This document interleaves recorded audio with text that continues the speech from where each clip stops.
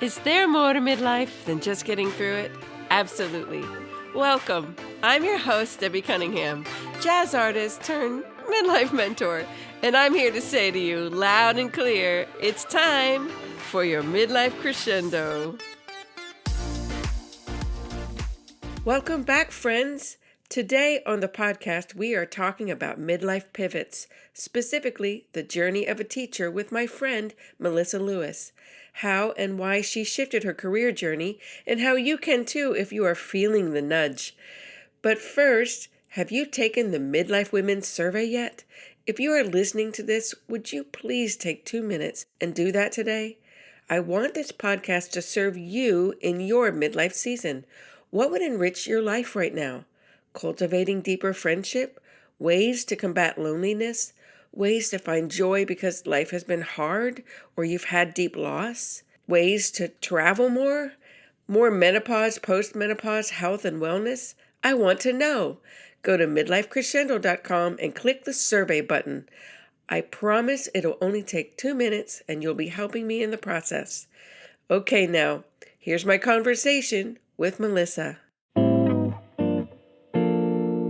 Well, hey, everybody. Today I have with me on the podcast Melissa Lewis. Melissa is a dedicated marriage and family therapist serving in Nashville and Franklin area of Tennessee. After spending over 25 years as an educator, she felt called to deepen her impact on individuals and families, returning to graduate school to earn her master's in marriage and family therapy. Following graduation, she retired from teaching and opened her own private practice, where she now works with adolescents, adults, couples, and families, navigating life's challenges and transitions. Beyond her work as a therapist, Melissa is also an author. The Journey of a Teacher is a reflection on her experiences and insights gained over the years. Outside of her practice, Melissa is a wife and a mom and soon-to-be grandmother. She finds joy in long hikes with her husband and friends and their rescue dog, Frankie. Welcome, Melissa. Hi, it's so good to see you. It's This is so so good to fun. see you, too. Yes, Melissa and I have been friends for years, but we don't see each other very often because, life. Right. Definitely a lot of that happened between the Yes. last time we saw each other and now. I know our children are all grown up, they're married, and now you're going to have a grandbaby, which it's just so fun being a grandparent. Yes, I'm so excited. We just found out this last weekend that it is a boy. So Oh, we how are very fun. excited. We've started looking at little overalls and lots of different trucks and machinery. It's so funny when we find out, what we're having. Isn't it funny how we gravitate toward the clothes, immediately Zoom. I have 2 grandsons and we're like looking at the clothing the clothing for boys is much less in the departments than the clothing for girls. Well, all I can say is Target and the baby section is like my newfound fun place to go. Yes. So and there have been a lot of things that have changed since we had babies. Oh, So I know. There's so lots of many more products out gadgets, there. you'll be shocked. I was like, "You survived." I didn't even use that. I didn't even know that existed. Exactly. Yeah, my mom slept in a drawer in the dresser, when she was born. So I think we can survive without some of these, but I don't know. We'll see. I don't know. It's all a There's some new journey for me. great new tools, but it is a lot of fun. And have you decided on a grandparent name yet? That's a Oh, new this thing is a too. thing. This is definitely a thing. Well, I have a really good friend and we call each other Yaya. So Uh-huh. that sounds kind of fun. Honestly, I think I'm going to let my grandchildren kind of come up with Your their name? name. Mhm. And I'm sure they'll be so amazing. I won't even care what they call me. So That's right. That is so true. It's so true. It's very fun. It's very, very fun indeed. I'm a Gigi and Derek's a granddad, so we have lots of fun with that. Anyway, perfect. okay, so the first question I always ask my guests is, can you tell us something about yourself that's not on your bio? Ooh, um, well, I guess I've always been a dreamer. And my mom described me as a kid, she would look out the front yard into the front yard, and I would just be spinning around looking in the sky. I know you're a musician, and I actually went to Belmont University because I wanted to be a songwriter singer.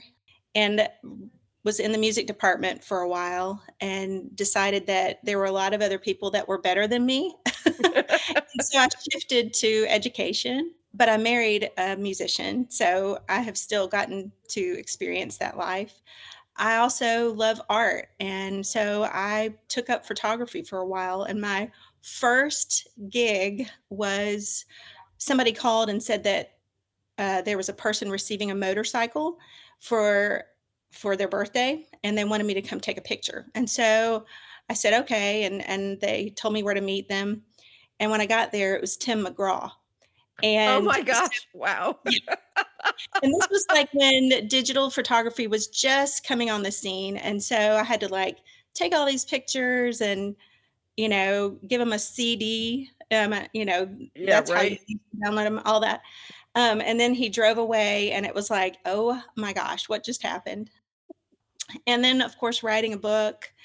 All of the people in my family are super creative. I guess I'm just kind of a crazy dreamer that does all kinds of wild things and has gets to have these amazing experiences. My breath is in the movie Avatar, the latest Avatar. Wow. And so I got to play that for all of my students, told them that I was in Avatar, but it's literally me breathing.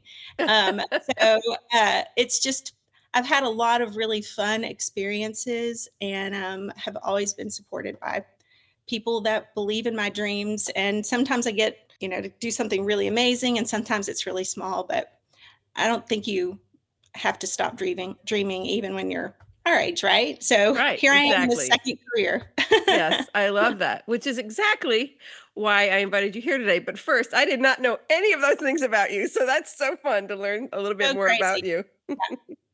Well, listen, speaking of your second career, on Midlife Crescendo, we have an ongoing series of hearing from inspiring women who have midlife pivots to new things. And you were a beloved teacher for 25 years, and I know that. Did you always want to be a counselor eventually, or is this just a new thing? And what was the catalyst that made you go back to school and become a therapist now? Well, I come from a long line of educators. My mom was an educator, grandmother. And so it was just that part of me was innately always there, teaching, being around teachers, being in schools. And I love to learn. So, when I started my career, uh, golly, it was back in 1990. I taught in Nashville and taught in kind of a tougher school and loved it. Yes, I'd always thought about going back and getting my counseling degree, but life interrupted and had children. And my husband's a musician, and so he was traveling, and I was taking care of the kids and then teaching. And so I kind of put that on the back burner. Mhm. And, the catalyst really for me was COVID. So in, of course, 2020, we all have kind of our PTSD, Right. world trauma around that whole time. But I began to talk to families and try to talk them off the ledge. I think a lot of parents at that point were very worried about their children, and we were having to quarantine.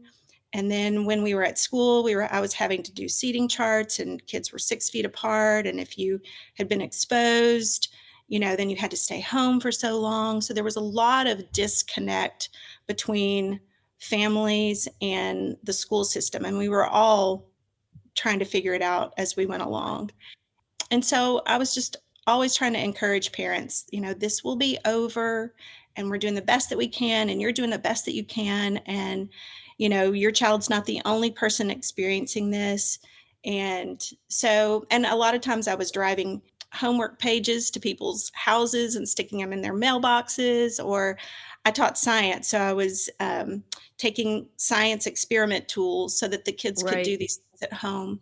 During that time and during that shutdown, I decided the world needed some more people in it that could help people process trauma. And at that point, both of my children had, well, my second child had almost finished college.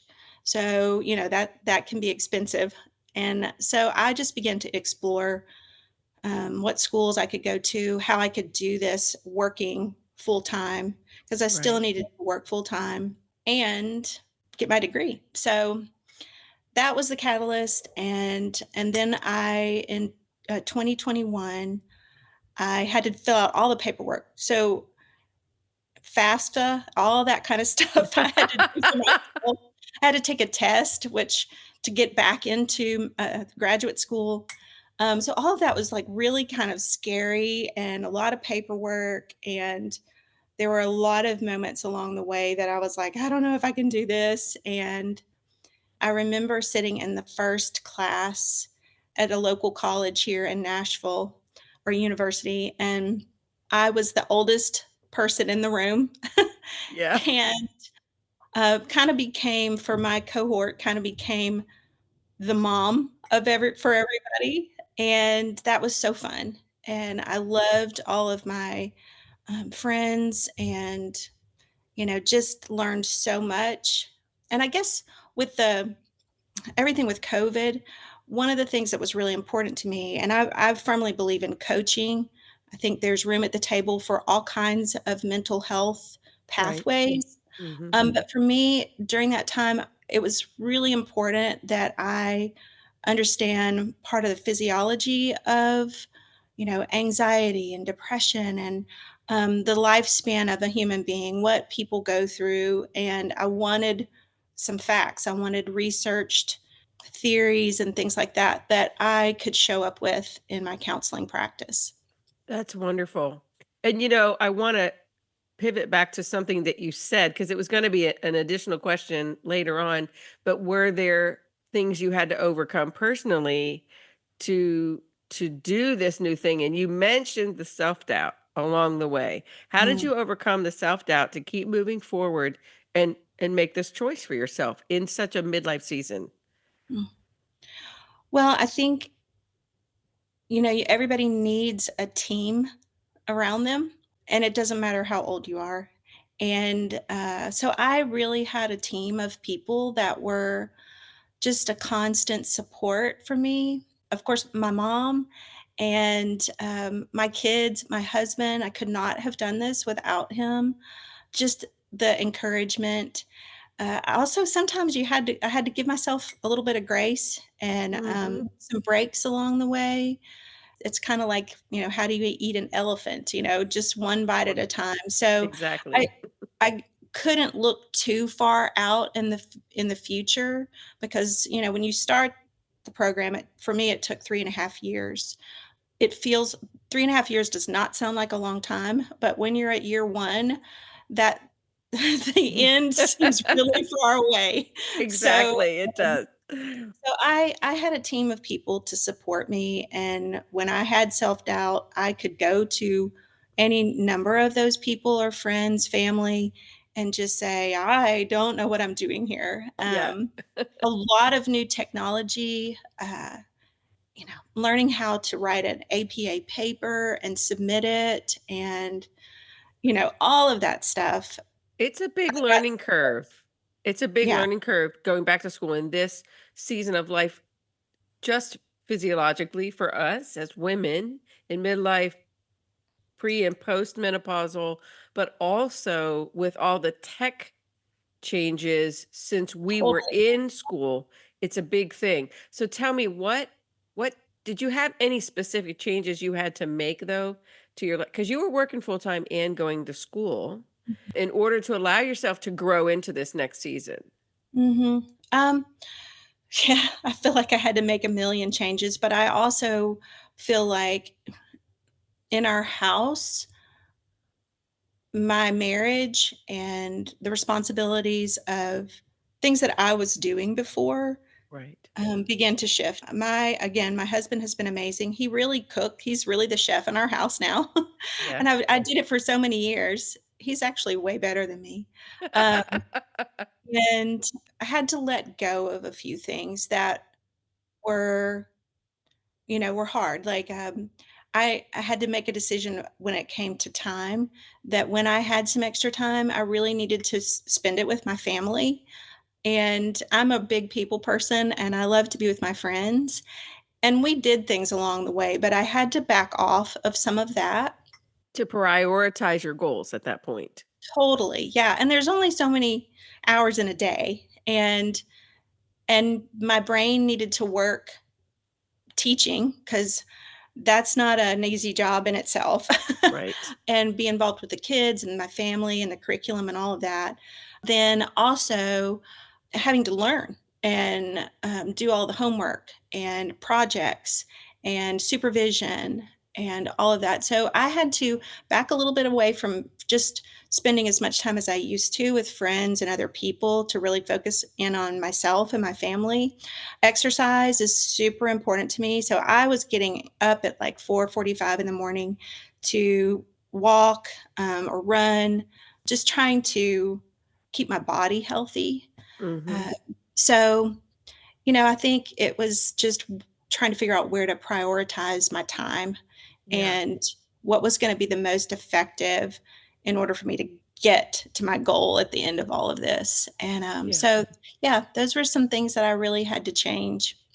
That's good though. And I think often as women, we do find that we have to let go of a few things in order to add on and to move forward.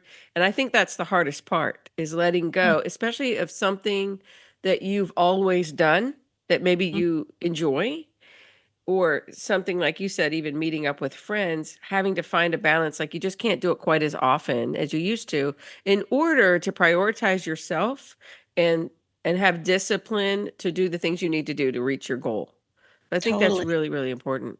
Well, Mhm, tell and I me think also. that's Oh, go ahead. I was just gonna say, I think that's with it's important with women. It's important with everyone, It really to is.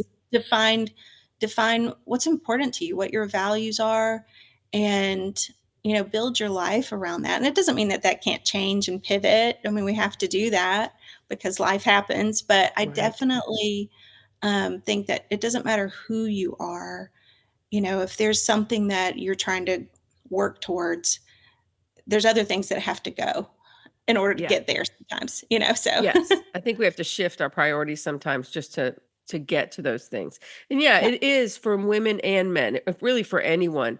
But the point is that often women will prioritize everybody else, especially if they're moms, Mm, in facilitating everybody else's life over the choices they wanna make for themselves. So midlife is a great season where they can transition into really figuring out what it is they wanna do and focusing and making some choices that will move them forward. yeah, totally. Yeah, Mhm. I remember after having my first child, she was about a year old, and I remember sitting in the living room and someone had asked me what my favorite song was or something like that, and it was like my brain had left the building. Like, I couldn't I was thinking Teletubbies or, like, I I was thinking know. whatever my child listened to, and I really remember thinking, "Do do you lose who you are when you have children?" And Mhm. you really have to keep cultivating that. And Yes. this is such a great season to be able to kind of lay some of those things aside and really think about what it is that matters to you and what you wanna do. It's Yes. exciting. It is an exciting time. Well, speaking of exciting, you also wrote a book during that time, or was it after?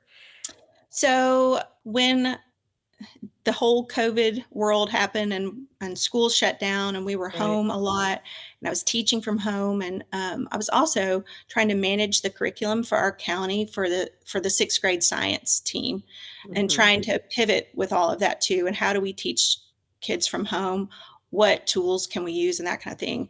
I really missed being at school. I love being in person, being able to pat somebody on the head or just pop your head in their room. Or we always laughed at school. It's like we would bring coffee to each other in the morning and we'd had our check-ins and that kind of thing. So I missed it so much. So I began to write, and I've got my book right here. So it's not anything fancy or earth-shattering, but I Doesn't began to have to write be. this, and The Journey of a it's Teacher is really what it's called. yes, and it's really just kind of helpful tips and tricks for teachers about all kinds of things like teacher observations or parent teacher conferences, setting up your room, life-saving routines, that kind of thing.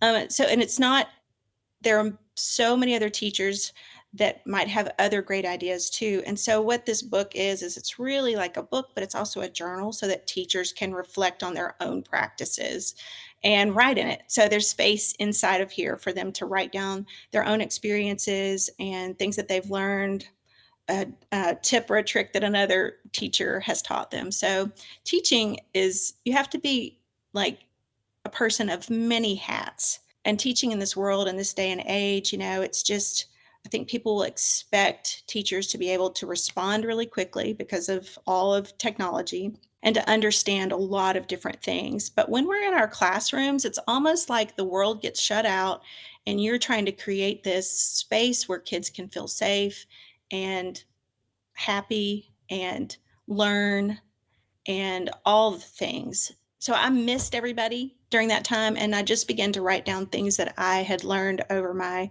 that point, it had been about 21 years of teaching. So I never thought it would actually become a real book. But again, I have a really supportive family, and my son and daughter in law have a marketing firm. And they were like, and my sons came to me and he said, "Mom, are you ever going to do anything with this?" And so, with their help, we were actually able to put it in book form and all the things. So, yeah, super exciting that it actually got into the world. I love that you've done so many of those things at the same time. And so it's really for teachers, is that Mhm. correct? The book is Yes. written for teachers. And what is your hope that they'll gain from that besides the tips? What is it that you hope the teachers who are reading the book will gain from the journey of a Well, teacher? I like to come to teaching with a calm, diversified voice. So, what I've tried to do in this is give some thoughts that are kind of jumping points and hopefully help teachers give themselves some grace because you don't get it right every day. It doesn't matter Right. what it is that you do. You don't get it right every day. And you can remember, unfortunately, we remember the days that really stunk. Right. Um, but it gives them kind of a jumping point to look at their own practices within their experience and kind of focus in on what are the things that I know I'm really good at doing, and then what are the other things that I could have a little bit of growth in. Even in my last year of teaching here, there's still new things that I was learning about myself in the process and about education. And so I just think this book really, I want teachers to have a place where they can reflect on their own practices and become better at the things that they need to work on and Right. to share the good things that they know how to do with their coworkers and with their Yes. students. That's good. Well, back to your therapy practice, what is it you hope to bring to your clients with your Mm. new therapy practice? Do you have a focus or just a philosophy that you want to share? Well, a focus. My symbol is a butterfly, and if you can see some in my office, I've got them around There's the one right office. behind your head. Yeah. Okay. And I just, uh, I think about a butterfly in that, it was a caterpillar. It Mhm. was this little thing with lots of legs crawling around on the ground, and then it had to go into kind of a resting period. Mm. And then it came out something so beautiful, and had wings and could fly. So just in my own practice, I think all of us have times in our life where we're one person and we begin to examine ourselves, and we kind of have to spend a little bit of time working through, it can be trauma or grief, anxiety, depression, life changes, all of those things.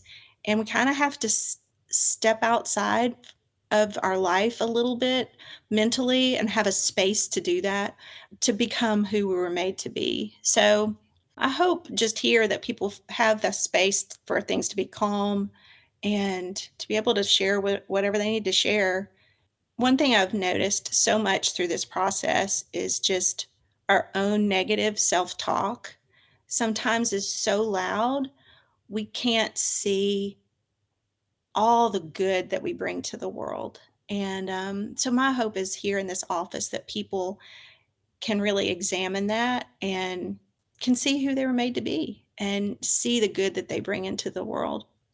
I I do love work, it. I have some adolescents that I work with, and I love that. That's kind of in my wheelhouse. I have a lot of couples that I work with, and that's challenging because you've got two people in the room and two perspectives, each person living their own experience. So I see a lot of couples. I do see some families and a lot of individuals. I've seen, I have had older people, I've had younger people, young moms, all of that. So it's a lot of fun. I'm really enjoying it. I love, teaching is getting to help somebody and be involved in people's lives. And the pace of teaching is really, I mean, you have to be on. You can't look at your students and go, "Hey, I'm going to run to Home Depot. I'll be right back." So when you're there, you're there. Yeah. And I love that I can kind of create my own time schedule here, Mhm. but also still get to work with people and help them through just challenging times in their life. Yeah. Well, you're perfect for that. Your demeanor and your heart is so lovely and always has been. And so I know that you will do well in that business. But I have one more question. If there's a woman listening who's considering making a career change, do you have words to encourage her to help her make the leap? Oh, yeah. I think it's always good to go with your gut. And by that, I just mean I kind of knew that this was something that I always wanted to do. And then go to your best people, Yeah. and talk it through. Find somebody who's a little ahead of you and have a conversation with them so that you kind of know what you're getting into. Yeah. But yeah, go for it. I just think we never know what we can do until we take that first step. And I think that, the first step is usually the scariest. I think about me at the beginning of all of this. It was just that first, getting into college again was really scary. But once I did that, then I knew I could do the next thing. So sometimes Yeah. it's just doing that first step and then building a team of people around you that can support you because there will be times where it feels like quitting and Yes. got to have those encouragers in your life that tell you you got this. So, yeah, take the first step. You can do it. Have a team of people around you. So important. Yes. Yeah. I agree. I agree. Well, tell us where we can find your book online. So you can order it on Amazon. Just look up The Journey of a Teacher by Melissa Mhm. Lewis, and it's there. And And where can we find your counseling service? okay. So my counseling service, I'm in Franklin, Tennessee, but kind of north of Franklin, so kind of near Nashville too. You can find me online at melissaLewisCounseling.com. That's my website and kind of tells you a little bit about me as well as just if you want to book a session. I will always do like kind of the first consultation for free and I do have a sliding scale for people that might need it. I also have a heart for teachers. So if there's any teachers out there who need to talk through stuff, please reach out to me. And then I also have some social stuff. Do you want that too? The social? Sure. Okay. So on Facebook and Instagram, I'm at two places, the journey of a teacher underscore, and then Melissa Lewis counseling. So you'll see a little butterfly on the counseling page and you'll see my book on the other one. Yes, and we'll put all those links in the show notes for all of you who wanna just click those links and be connected with her. But thank you so much for being our guest today. It's been such a delight, and I know people will be encouraged by what you shared. Well, I want to applaud you too, Debbie. I know that you've got a lot going on, and just doing this it's an undertaking, all the technology that we've talked about, all of that. Yeah. So, good for you too. I'm so proud of you, and I'm excited to listen to more of your podcast. So thanks for Well, having me thank on. you. It's such a privilege. Well, thank you. It's my delight. And I couldn't do this without my husband.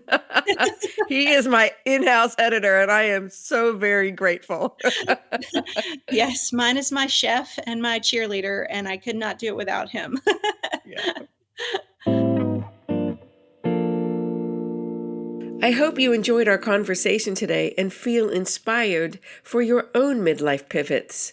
If you are feeling a stirring in your heart this season to pivot careers or maybe start something new, we are going to be talking about it next week. So be sure to subscribe and follow the show wherever you listen so you don't miss a thing. Thanks for tuning in today, and remember, midlife is just a brand new season to find your passion and purpose for your grand finale. Talk next week.